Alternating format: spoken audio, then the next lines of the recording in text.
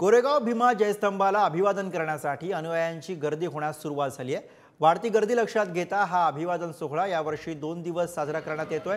31 डिसेंबर आणि 1 जानेवारी असा 2 दिवस हा सोहळा साजरा केला जाईल आणि या सोहळ्यासाठी लाखो अनुयायांची उपस्थिती असल्यामुळे या परिसरामध्ये पोलिसांचा मोठा बंदोबस्त तैनात करण्यात आलाय। सीसीटीव्हीद्वारे परिसरामध्ये नजर ठेवली जाते। दरम्यान पुणे पोलिसांकडून या सोहळ्यासाठी जयस्तंभ गाईड 2024 या नावाने नवी वेबसाईट सुद्धा सुरू करण्यात आली आहे। तर कसा असेल यंदाचा जयस्तंभ सोहळा आपण बघूयात। 31 डिसेंबरच्या मध्यरात्री 12 वाजता फटाक्यांची आतषबाजी केली जाईल। 1 जानेवारीला पहाटे उपमुख्यमंत्री अजित पवारांची जयस्तंभास मानवंदना।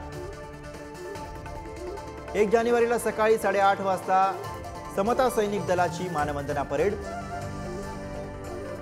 बँड पथक संचलनासह 800 पेक्षा अधिक समता सैनिक यामध्ये सहभागी होते।